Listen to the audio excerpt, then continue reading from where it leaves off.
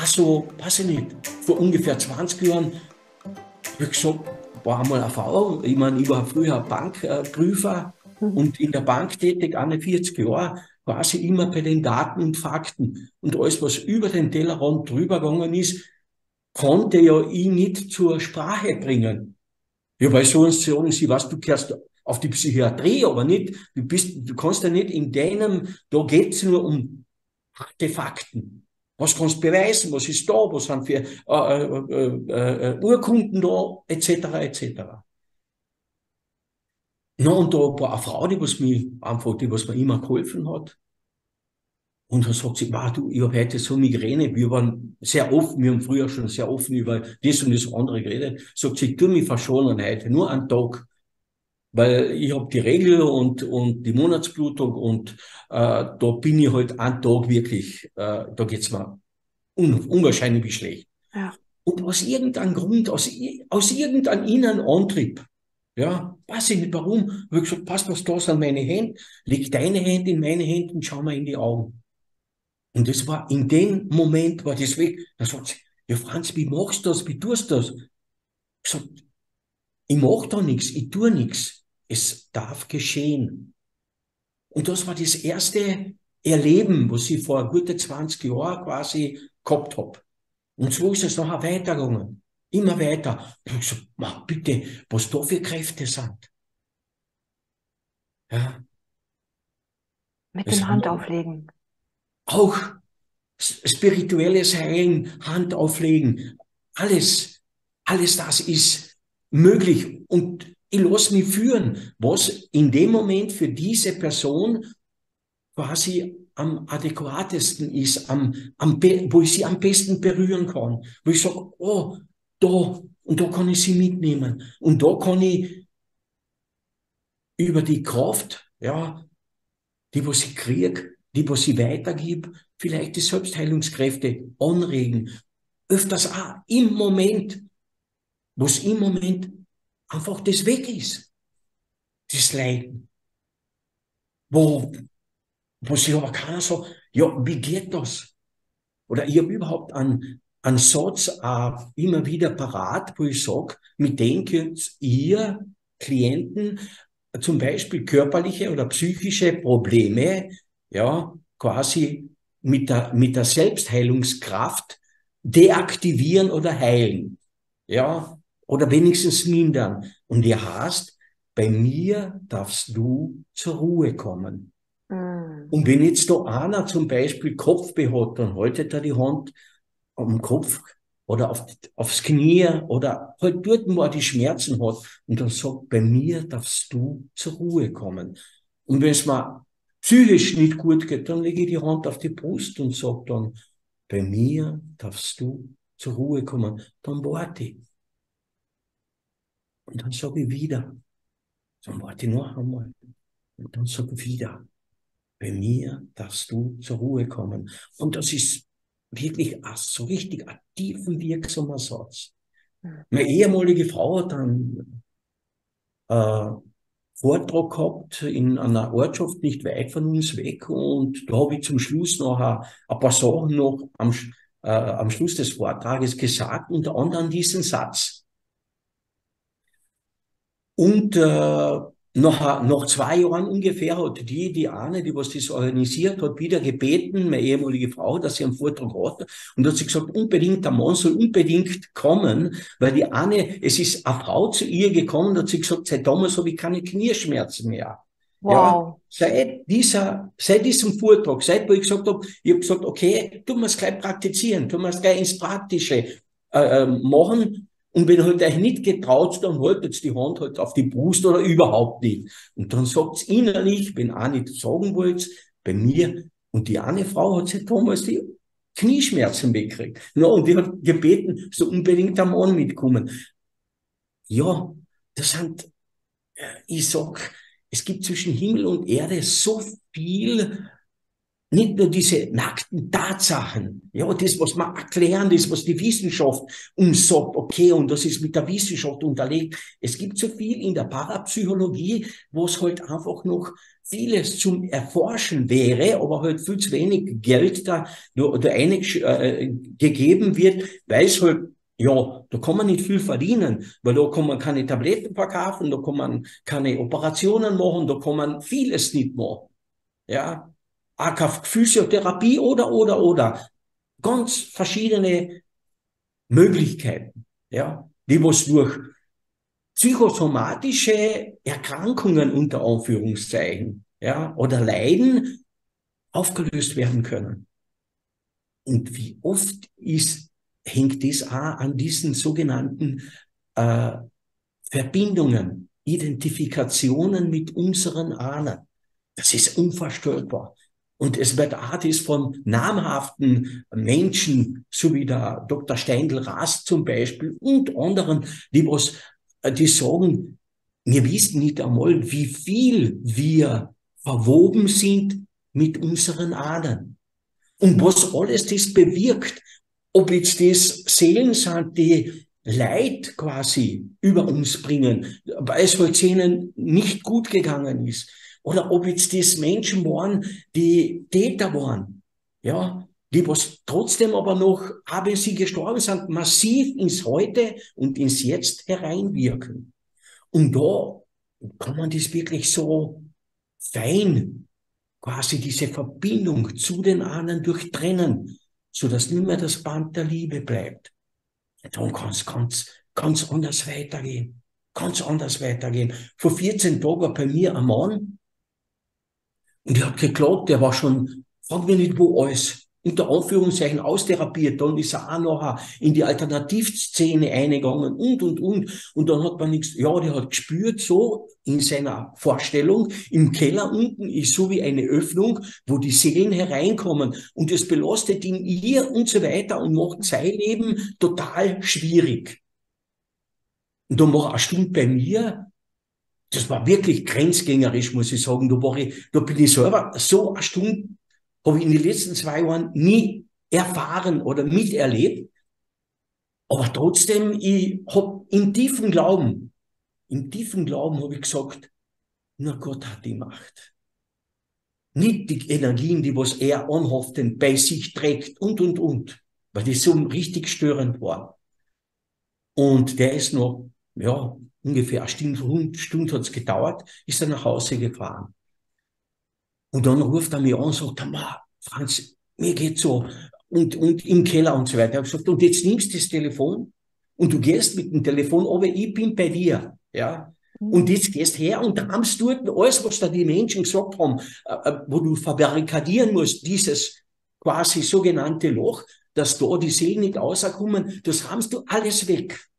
Ich bin bei dir. Wenn irgendwas ist, sagen wir gleich, weil er meinte, er könnte es nicht zu mir kommen. Und ich gesagt, brauchen wir nicht. Machen wir so. Und das hat er gemacht, ist dann hinaufgegangen, gestiegen. Und hat er gesagt, ich fühle mich ganz anders, aber ich möchte unbedingt noch einen Termin haben. No, dann ist er noch zu einem Termin gekommen und der war nicht zu erkennen. Von einer Stunde war er nicht zu erkennen, so wie ausgewechselt, so wie komplett anders.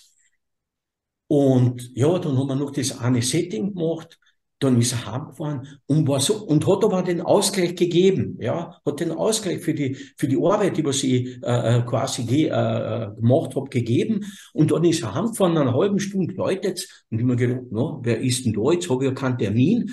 Und dann auf einmal steht er vor der Tür und sagt, Franz, du kriegst ein Bild von mir, von einem Maler, dem was ihr im Haus auch ein paar Gemälde von verschiedenen Künstlern, unter anderem auch von denen. Und da hat er mir ein Bild von diesem Maler, den was ich auch hab, gebracht und sagt, das kriege ich da, weil ich einfach unsagbar dankbar bin dafür, dass es möglich war. Und dass ich jetzt schlafen konnte.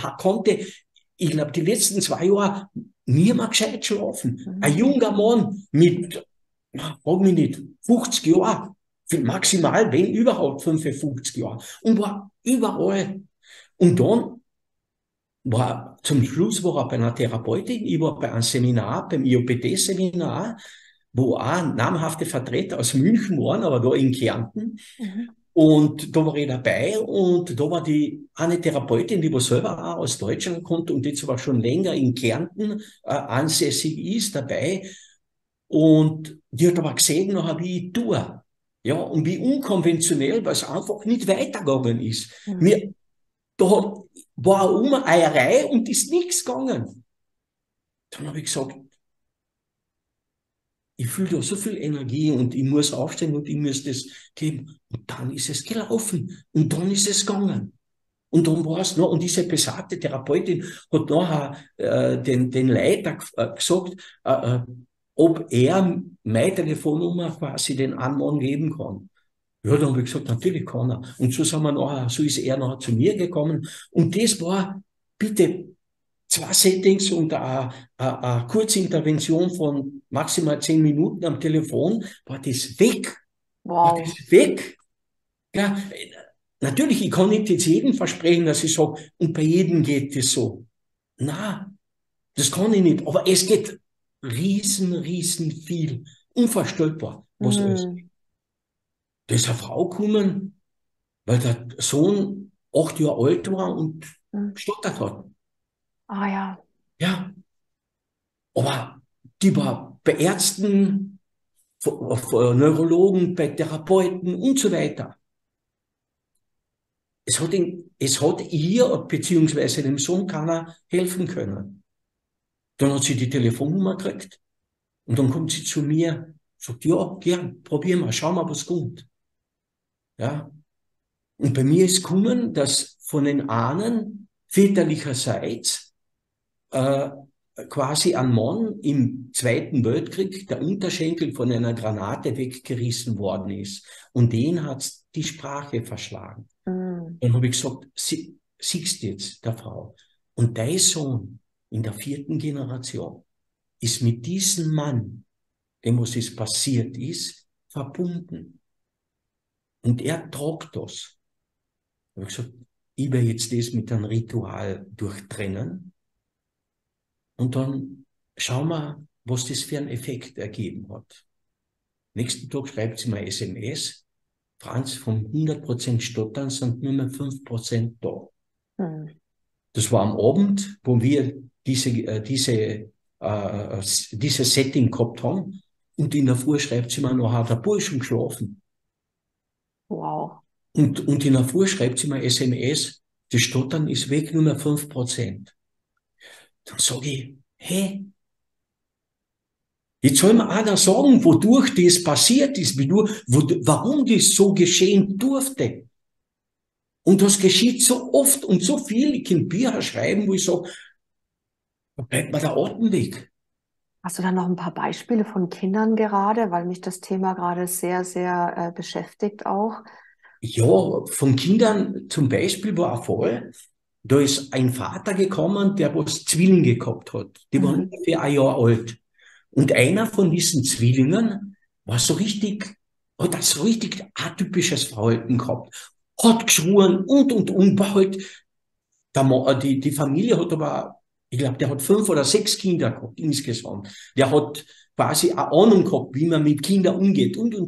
Aber einer von diesen beiden Zwillingen war so komplett anders. Ja. Und dann kommt er zu mir, sagt er, wir haben uns überhaupt persönlich gekannt, weil er nicht weit so von mir ist. Und er sagt, Franz, äh, kannst du mir da helfen? Kommt da was bei dir?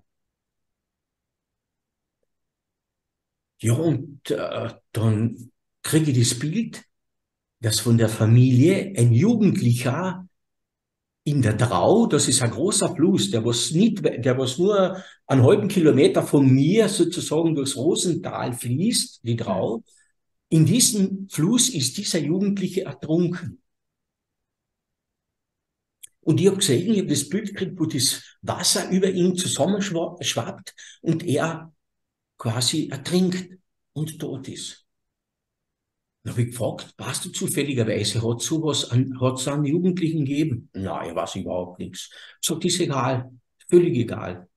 Ich werde jetzt das durchtrennen. Und wenn du daheim bist, fragst du mal die Mama, vielleicht weiß die Mama was, die Oma lebt auch noch, fragst die Oma auch noch. Ich habe das durchtrennt. Und also jetzt kann ich nicht sagen, was am selben Abend oder im nächsten Tag in der Früh, dass er mich zurück anruft und sagt, du, ja, genau, es ist bei uns ein Jugendlicher quasi in der Trauer ertrunken. Und beim Zwilling hat sich das sofort geändert. Das war mit diesem jungen Mann, der was in der Trauer ertrunken ist, identifiziert, verbunden. Hey, gibt's noch und noch Fälle. Eine Frau ist gekommen, da hat ein Mädchen einen riesen Terror gemacht. Bevor sie in die Schule gegangen ist, die wollte die Mama nicht auslassen. Die wollte die Mama nicht selber alleine zu Hause lassen. Das hatte ich auch öfter schon. Mhm, Ja? genau. Mhm. Und jetzt, ich wusste, ja, was soll ich tun? Hat auch alles probiert. Und dann kommt sie zu mir und dann sage ich kriege da ein Bild. Bei euch ist der ganze Hof, das Haus, der Stadel, dort, wo die Tiere drinnen sind, der ganze Hof ist abgebrannt. Und sie trägt diese Angst der Ahnen. Und sie trägt diese Angst der Ahnen. Und deshalb macht sie Terror, weil sie Angst hat dass dir, der Mama, nicht etwas passiert. Und das habe ich durchtrennt. Und das war aufgelöst damit. Und sie ist dann wieder in die Schule gegangen? Das Mädchen war, ich glaube, 12 Jahre alt. Und das ist nachher, ja, aber kein Problem mehr. Und überhaupt da, ich bin im Südkärntner Raum, in Kärnten, das ist so zwischen Villach und Klagenfurt, ist mein Zuhause, St. Jakob im Rosental Haas. Und da ist ja ein zweisprachiges Gebiet. Ich bin ja als Kärntner Slowene, als Kind aufgewachsen. Meine Muttersprache ist Slowenisch. Und da gab es ja im Zweiten Weltkrieg Riesenprobleme. Nicht nur die, was über den Nationalsozialismus quasi waren, wo Leute sich viel Leid, viel Schuld aufgeladen haben, sondern da hat es ja auch den Widerstand gegeben. Das heißt, da waren auch Partisanen. Und da sind bei uns, ja, oder von der slowenischen Minderheit sind riesen viel Familien ausgesiedelt worden. Das sind Traumata, die was in der 5., 6. Generation noch weitergegeben werden und wo die Kinder noch unter diesen transgenerationalen Traumata leiden. Ja, leiden. Und da kann man das genauso, diese Verbindungen, diese Identifikationen mit den Ahnen oder Ahninnen durchtrennen. Ich habe einige Fälle gehabt, wo ja, die junge Frau, der junge Mann wollten ein Baby. Ist nichts gegangen. Ist nichts gegangen. Und dann kommen sie zu mir und dann sage ich, ja, ich kriege ein Bild, bei euch war ihr seid ausgesiedelt worden, die haben kein Geld, kein Geld gehabt, dass sie irgendwas zum Essen hätten, die haben riesen viel Hunger gelitten und die waren durch die ganzen Jahre, wo sie im Konzentrationslager oder in irgendeinem Arbeitslager waren, in der Angst, dass sie heute oder morgen umgebracht werden. Weil das war gang und gäbe. Und diese Ängste, dass nachher dem Kind auch was passiert, unbewusst natürlich bei der jungen Frau, unbewusst, ja, waren da und die haben das blockiert. Das habe ich gelöst. Na, und dann haben wir uns, ja, war nichts mehr, was zum Hören. Und dann kriege ich ein Foto. Schau, das ist meine Tochter, Franz. Aber zig Fälle, nicht nur ein Fall, wo andere auch, wo es um Täter geht oder wo es um Opfer geht. Wo eine kein Geld gehabt hat, wo die Kinder fast verhungert sind. Und eine Frau und sagt, die Ärzte sagen, die Entwicklung vom Kind läuft nicht so, wie sie laufen soll. So als ob das Kind in mir verhungern wird. Okay. Und ich krieg das Bild, habe ich genau gesagt, schau, bei der einen war das de facto so. Die hat nicht gewusst, wie sie die Kinder weiterbringt. Die hat müssen, ich glaube, 2 Kinder an andere Leute weitergeben, dass sie nachher die restlichen noch irgendwie über die Runden gebracht haben. Und sie war nachher mit der Frau in der Schwangerschaft quasi verbunden. Und das habe ich durchtrennt. Und dann ist es anders weitergegangen. Komplett anders, wie ausgewechselt. Ich sag, riesenviel, wo man sagen kann, wie kommt's? Und es ist nur möglich, weil ich einfach diese Bilder, diese Durchsagen, die Sachen einer kriege. Nur zu Mhm. verstehen. Und das habe ich nicht jetzt erlernt irgendwo, dass einer sagt, okay, das machst du so und das ist, na, das war mir als Gabe gegeben. Und mit der Gabe arbeite ich 20 Jahre. Schon gute 20 Jahre. Meine ehemalige Frau, noch ein Beispiel. Die hat Psychologie noch zwei Studienrichtungen gemacht, war unter anderem Psychologie. Und die hat mich immer wieder angerufen. Die hat mich mindestens 2000 Mal angerufen bei der Arbeit, wo sie mit den Klienten gearbeitet hat, wo sie nicht weitergekommen ist. Und sie gesagt hat, okay, dann hat sie den Klienten oder die Klientin gefragt, darf ich den Mann anrufen? Er hat besondere Gaben. Und ich war noch in der Anfangszeit, noch in der Bank. Und dann ruft sie mich an, habe gesagt, warte, ich gehe auf den Gang raus, was ist? Dann sagt sie, du, da ist bei mir eine Frau, was spürst du dazu? Ich habe kein Wissen gehabt, überhaupt nichts. Dann habe ich gesagt, ich spüre das oder das oder das. Dann habe ich diese Verbindungen und diese Intervention, kurze Intervention hat gedauert zwischen 5 Minuten, maximal, so im Durchschnitt maximal 10 Minuten, nur selten einmal noch etwas länger. Und da habe ich einfach diese Verbindungen, wo ich gesehen habe, hoppla, das sind Verbindungen zur Großmutter oder Urgroßmutter oder Urgroßvater oder durchtrennt und das war quasi der Moment, der Schub, wo es nachher weitergegangen ist, wo das gelöst worden ist. Und das habe ich locker, jetzt nur allein mit ihr über Telefonate quasi sicher bei 3000 Leuten gemacht. Und dann, wo ich noch in Pension gegangen bin, war ich halt spazieren, draußen am Feld oder irgendwo, und sagt sie, du, bei mir ist eine Mama und da geht's um ein Mädchen. Was spürst du dazu? Und dann kommen die Bilder, und dann kommen das eine und das andere. Ja, aber ich habe auch gesehen, zum Beispiel, wenn jetzt ein Baby die Nabelschnur um den Hals gehabt hat, Oh dass es ja, eine schwere Geburt war. ja. Dann habe ich gesagt, hab ich gesagt, du, hat dir die Mama erzählt, wie war deine Geburt? Weil ich krieg da ein Bild, wie war deine Geburt? Na, weiß ich nichts davon, nichts hat sie erzählt. Mhm. No? Und so Kommt weiter. oft, Ich mein, genau. vor kurzem habe ich so ein Zoom gehabt, wo ich auch mit Deutschland und österreichischen Klienten gehabt habe, war unter anderem noch eine Frau dabei, ja, mit der ich gearbeitet habe. Und dann sage ich, du, da ist ein Trauma gewesen. Du warst ungefähr um die pubertierend, zwischen 15, 17 Jahren. Na, kann ich mich nicht erinnern. Kann ich mich nicht erinnern. Na, sage ich, ja, du bist mit deinem Radl, warst unterwegs und da ist das Unglück passiert. Na, und dann fällt sie ein, ja, es war so. Wir haben sie müssen ins Spital führen, dass sie mal genäht haben, weil sie, ich glaube, 2 Zähne ausgeschlagen gehabt hat und um die Oberlippe zum Nähen war. Und das war ein tiefliegendes Trauma, wo sie selber überhaupt nichts mehr davon gewusst hat. Ja, wo sie das vergessen hat. Weil halt einfach, wir sind als Menschen so, dass man hinten nach, ja, war es ja nicht so schlimm. Ja, und tun halt schön färben oder frag mich nicht was. Oder zumindest die Realität ist weit weg, wie es war. Und dann sehen wir es natürlich auch mit den Augen von jetzt. Mhm. Nicht mit den Augen vom Kleinkind, nicht mit den Augen vom Pubertierenden, nicht mit den Augen von damals. Das stimmt.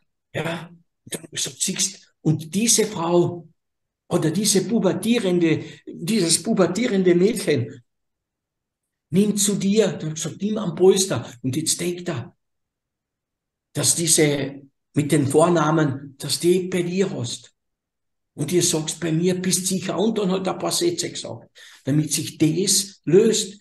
Aber wieder ganz auf eine andere, auf eine unkonventionelle Art und Weise. Und auch wieder mit denen, dass ich halt einfach diese Gabe habe, dass ich halt das sieg Ja, und das wahrnehme und dann sag du, Was war da? Gell? Und da sind auch öfters andere Sachen, wo ich sage, wo sich die Leute nicht mehr daran erinnern, dass es was war. Ja. Oder wenn von mir, ist wurscht, aber über Telefon oder direkt vor mir ein Mensch steht, ich kann mich sofort in das Kind von dieser Person versetzen. Wie es zum Beispiel ihr oder ihm als Kind gegangen ist, ob er den energetischen Austausch zwischen Mama und dem Kind, ob es da möglich war, zwischen Papa und dem Kind, ob es möglich war. Ich spüre, dass der Papa zum Beispiel komplett nicht anwesend war und. Ich krieg da so wie, ich spüre die Emotion, ich sehe Bilder, wie es halt dem gegangen ist. Und wir wissen, ich meine, dass die ersten 3 Jahre die prägendsten sind. Aber wo wir aber kognitiv ja einfach uns nicht mehr dran erinnern können, wie das eine oder das andere war. Und da ist es gut, wenn man einfach auch, ja, auf dieses Hintergrundwissen kommt und das lösen kann. Das darf geschehen. Das darf geschehen. Und was ich nicht in der letzten Zeit, da habe ich von Amsel Grün, das Ja, ist, ja, wirst du ihn kennen, kenn in ich, ja. Deutschland draußen ein Ordensbruder, und er hat so ganz ein dünnes Büchlein geschrieben über Segnen. Und da war interessant, da war ich bei einem Therapeuten in Graz draußen und er war Schüler von Bert Hellinger, hat aber nachher seine eigene Linie quasi gemacht. Ja, so wie der Professor Franz Rupert nachher mit der IOPD und so weiter, hat er halt auch aus der systemischen Aufstellung nachher seine eigene Linie gemacht. Und da habe ich selber mein Anliegen vorgebracht, und da waren 2 Punkte. Und der eine Punkt, der letzte Punkt war das, dass ich gesagt habe, hey, genau so war's. Wie der Stellvertreter des dort quasi nur hockend quasi da war, habe ich gesagt, ja, und da sehe ich mich als Kind, und da sehe ich habe von meinem Papa nie einen Segen gekriegt. Und dann habe ich einmal eine Operation gehabt weiß ich nicht, 60 Jahren oder irgend sowas. Und dann war ich war ich in dieser Spitalskirche, bevor die OP war, am nächsten Tag, war ich einfach umgegangen, habe ich das Bedürfnis gehabt, dass ich abgib, dass ich bitte, dass es einfach gut verläuft. Und da ist der eine Spitalspriester gewesen, den was ich auch persönlich gekannt habe. Dann habe ich gesagt, Mariam, bitte, mach mal ein Kreuz.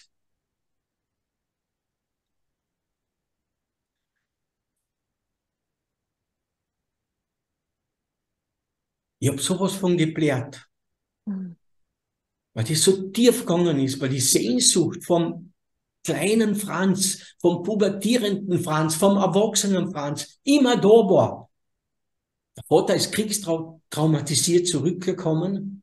Ich bin sehr oft geschlagen worden, wo ich nicht gewusst habe, warum ich geschlagen wäre. Weil ich nichts angerichtet habe. Natürlich, wenn ich was angerichtet habe, gut, okay, dann habe ich es halt unter Anführungszeichen verdient. Ja. Und früher war es eine andere Erziehungsmethode, wo man gesagt hat, eine gesunde Watschen und.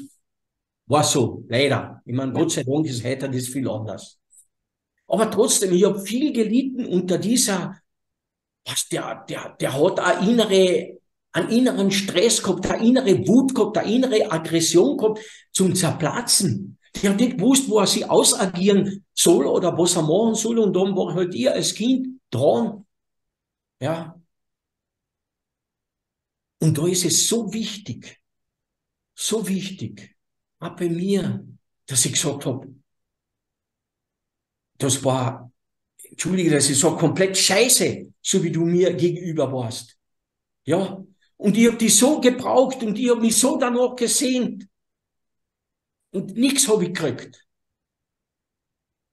Dass man das in späterer Folge erkennt, warum das so war, ist ein anderes Plattel. Aber ich muss jetzt das kleine Kind, den kleinen Franz sehen, in welcher Not er war. Und dass das als Trauma noch aufgespeichert ist. und dass das aufgelöst wird. Und da war so wunderschön, und da habe ich den Stellvertreter gebeten, dass er mir den Segen gibt. Und da war eine Gruppe von 15 Leuten. Und da war eine Stimmung drinnen, unbeschreiblich. Da haben, ich weiß nicht, wie viele Frauen oder auch Männer geweint, was da geschehen durfte. Das war so wie ein, weiß ich nicht, Einweihungsritual oder frag mich nicht was, ist mir hinten nachgekommen. Wie Taufe. Aber das war, und dann ist bei mir auch so gekommen, jeder von uns darf segnen. Nicht nur der Priester, nicht nur die, die dazu berufen sind, sondern jeder von uns. Schreibt einer an seinem Grün. Und man sollte auch, wenn man jetzt zum Beispiel in irgendeine schwere Verhandlung geht oder eine schwierige Situation in der Familie ist, ja, oder mit den Kindern oder mit den Nachbarn oder, dass man früher bei sich so richtig ankommt und sagt, ich segne, dass dieses Gespräch, dass diese Verhandlung, dass dieses gut ausgeht. Und es bringt ganz eine andere Energie in das eine. Und das ermuntere ich immer wieder auch die Menschen, macht's das. Segnet eure Kinder. Oh ja. Und gebt's ab.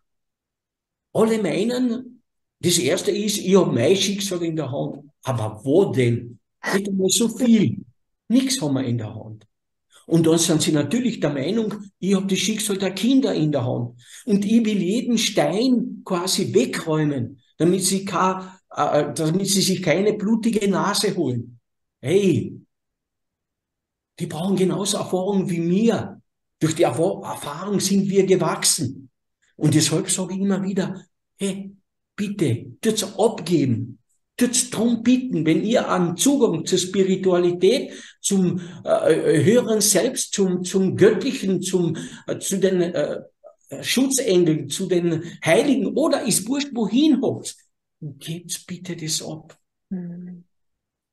Warum? Wenn ich dem Kind alles übernehmen will, dann schwäche ich das Kind. Ja? Dann schwäche ich das Kind. Wenn ich mir sage, ich mute dir dein Schicksal zu, so wie es in deinem Skript des Lebens niedergeschrieben ist, dass halt das eine und das andere erfahren musst. Ich mute dir das zu. Dann kommen sie in die Kraft. Und wenn ich das mache, dann schwäche ich die Kinder. Eindeutig und ganz 100%. Und deshalb, gut, ob es um den Partner geht, ob es frag mich nicht wen geht, abgeben, darum bitten. Da kann man so viel machen. So viel machen. Ja, das ist ein ganz wichtiger Punkt. Und auch nicht das Leid der Eltern tragen, weil man Genau. sie liebt. So, ich lasse immer wieder Menschen, ich meine, dass sie sich vorstellen, dass sie einen großen Stein oder irgendwo Schweres quasi den Vater vor die Füße stellen, der Mama vor die Füße stellen, der Oma vor die Füße stellen, weil, weißt du, wie viele kleine Kinder waren, die bei der Oma oder beim Opa aufgewachsen sind. Und jedes Kind kommt mit offenen Armen auf die Welt. Und es übernimmt und das will die Welt retten, das will die Oma retten. Und dann sehen wir ja, dass es nachher ab und zu, sogar im späten Alter, ich habe vor kurzem gehabt, einen Mann, der hat gesagt, du, ich sag, jetzt machst die Augen zu. Und dann sagst du den Satz, ich sterbe für die. Ich sterbe für dich. Und das lässt wirken. Dann habe ich gesagt, und jetzt sagst, Mama, ich stirb für die. Der war ein erwachsener Mann. Frag mich nicht. Zwischen 50 und 60. Hat aber so den inneren Satz in sich getragen. Ich sterbe für dich. Ja. Und wenn diesen Felsen wegbringst, ist so wie ein Neuanfang des Lebens, ist so wie ein Auferstehung ist so wie ja, eine eine andere Sichtweise. Wie glaubt's an eure Kraft, die was in euch drinnen ist, die was in euch, die ihr, jeder in euch trägt? Ja, glaubt's an das? Ich hab zum Beispiel auf einmal, ohne Vorwarnung, ich war mit dem Auto unterwegs von meinem Zuhause nach Laibach, Ljubljana, das ist in Slowenien, und mitten auf der Autobahn, in der Mitte irgendwo, auf einmal sehe ich die Straße so verlaufen, so, komplett so. Boah, bin auf die Seite gefahren, zum gesagt, das mache ich. Unweigerlich, wenn ich mit beide Augen schaue, baue ich auf Unfall, ja, weil ich so schaue, ja. Dann bin ich mit einem Auge nach Hause gefahren oder so habe ich gehalten und so weiter, habe mich umgedreht, bin nach Hause gefahren und dann habe ich den Sohn von meiner Tochter gebeten, dass er mich ins Spital bringt. Und dann bin ich zu einem Oberarzt gegangen, der was Privatordination hat. Und dann habe ich gesagt, Herr Doktor, mir ist das passiert. Ja, der hat mich angeschaut und hat gesagt, 12 Prismen Dioptrien. 12. Wow. Und ich habe gesagt, ja, ich bin mit der Auto, ich habe ihm erzählt, wie das war. Und dann hat er mich sofort gesagt, ja, ich muss unbedingt gleich ein MRT schicken, weil vielleicht haben sie so ein kleines einen Schlag oder irgendwas bekommen, einen Hirnschlag. Ich habe schon gleich den nächsten Tag, durch das, dass er im Krankenhaus war, nachher den Termin gekriegt, dass ich mir das anschaue. Gott sei Dank, hat's mich nicht geschlagen. Na, und dann war ich bei dem Arzt dort und der hat mir immer wieder gesagt, Herr Christoph, ich hätte vorschlagen, dass wir das operieren. Ja, damit das Auge, ja, man kann das operativ machen, aber das ist natürlich mit einem großen Risiko behaftet, dass da ab und zu auf Millimeter geht. Wenn das ein bisschen daneben ist, kann sich das Auge auf die andere Seite hängen. Na, und dann war es so, dass ich gesagt habe, na, Herr Doktor, ich bin nicht so schnell beim Operieren, weil ich einfach schon Erlebnisse gehabt habe in diese Richtung. Und dann bin ich noch 2, 3 Mal gegangen, es hat sich nichts geändert. Ne? Und er hat mir immer wieder gesagt, wenn wir operieren. Und ich habe zuerst, da hat es irgendeinen Autor gegeben, der geschrieben hat, ein Buch, Vergiss deine Brille. Und da hat man so Augenübungen machen können. Und ich habe diese Augenübungen gemacht, die habe ich gemacht, vielleicht einen Monat und dann habe ich den Scheiß wegschmissen. Das bringt nichts. Ich weiß, habe ich auch schon probiert, ja. Ja, und dann bin ich hergegangen und habe mir so vorgestellt, dass ich mit den Händen so wie konzentriert an Strahl quasi da rauslasse und einfach gebeten, um Heilung vom Auge gebeten. Und das habe ich 2 Monate gemacht. Einfach so um Heilung gebeten. Ja, um Heilung, dass es besser wird. Dann habe ich bei der Mama auch ein Ritual gesehen, weil die hat, wenn einer ein Gerstenkorn gehabt hat, da sind die Menschen gekommen und die hat das Gerstenkorn 3-mal Kreuz gemacht und dann so über den Kopf gemacht, über den Kopf geschmissen und das war am nächsten Tag vorbei, die ganze Entzündung war weg. Das habe ich bei der Mama gesehen. Oder wenn einer Warzen gehabt hat, hat sie auch die Warzen quasi Kreuz gemacht und die waren weg. Die 2 Sachen war sie bekannt und hat das gemacht. No, und ich habe noch quasi in dem Sinne noch an das erinnert und habe das auch gemacht. Und das so zurückgeworfen und gebeten. Nun, da war ungefähr ein halbes Jahr Zeit von dem, wo es mir das geschehen ist. Und dann sage ich der ehemaligen Frau, du, Wilhelmine, ich sehe so verschwommen. Nächsten Tag war es schon recht klar. Und übernächsten Tag habe ich wieder genauso gesehen wie davor, wo das passiert ist. Wow. Ich bin noch nichts mehr zum Arzt gegangen, weil ich gesagt habe, ich werde nicht da ein Geld zahlen, damit er mir sagt, Die 12 Prismen, die ich habe drin, sind weg, weil ich habe keine Augengläser gebraucht. Ja, Augengläser zum Lesen. Ja, ich meine, dass ich 1,2 oder irgendwas, die ich habe drin, damit ich halt Bücher und Sonstiges lesen kann. Aber das war schon davor so. Ja, aber das Auto, das war weg. Und wenn ich jetzt zum Arzt gehe, der kann mir auch nicht erklären, warum ist das weg. Natürlich, ich könnte sagen, okay, so und so. Der hätte mir vielleicht, keine Ahnung, was er damit gemacht hätte. Lass ich bei ihm. Aber ich hab durch den, denk mal, und deshalb können wir alle, du, ich, alle, in tiefen Glauben drum bitten und bitten, dass uns geholfen wird. Natürlich, gewisse Sachen müssen wir, aber wenn wir es nicht verstehen, durchleben.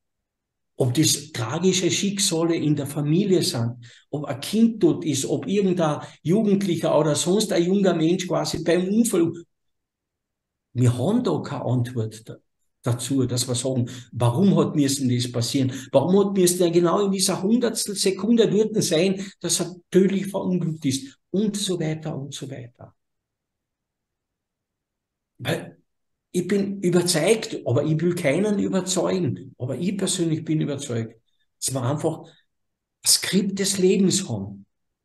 Und ich bin sogar das überzeugt, dass man, so wie ein Wecker, der was aufgedreht wird, in die Wiege bekommen haben und einmal läuft das Leben ab.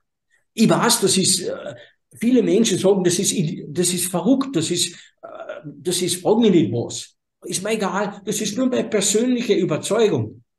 Und ich will keinen überzeugen, dass es so ist. Aber mir tut's gut. Mir tut's gut. Ja. So. Ist so viel möglich. Da ist eine Frau. Eine Frau hat mich angerufen. Und gebeten, du, beim Buben, ein junger Bub, sind wie alt er war, um die 15 oder jünger. Ja, Riesenprobleme und. Und habe ich nur am Telefon eine Kurzintervention gemacht. Und dann, nächsten Tag in der Früh war noch eine Blumenstrauß draußen und im Blumenstrauß hat sie ein Kartele oben gehabt. Und dort hat sie den Spruch von der Hildegard von Bingen aufgeschrieben, wo es drinnen steht, du bist der Vermittler zwischen Himmel und Erde. Bei ihr ist es ein bisschen anders, aber es geht auch darum, zwischen Himmel und Erde. Und sie hat mir halt geschrieben, das Kartele, Hans, du bist der Vermittler zwischen Himmel und Erde. Weil einfach Sachen passieren, im Moment passiert sind, die was man nicht erklären kann. Ja. Ja. Und da habe ich immer wieder staunen gelernt. Und da habe ich das Geschichte schon gute 20 Jahre mache, sind bei mir immer wieder auch bei diesen Settings Tränen gekommen. Tränen von Glück und Tränen von Glückseligkeit. Solange ich, dass ich die Arbeit nicht gemacht habe, war Glückseligkeit zwar ein Wort, aber das Gefühl war nicht da. Ja. Und jetzt habe ich aber auch das Gefühl dazu. Das Gefühl der Glückseligkeit, das Gefühl der Dankbarkeit. Und wie oft ist, dass ich einfach, wenn so richtig tiefe und große und Prozesse laufen, einfach wirklich glückselig. Und dann bin ich zutiefst dankbar, dass das möglich ist. Wohlwissend. Nicht ich habe das zustande gebracht. Ich bin nur Vermittler, ich bin nur Kanal. Ich bin nur der, der es weitergibt. Aber im tiefen Glauben und in einer tiefen Überzeugung. Und das kann Berge versetzen.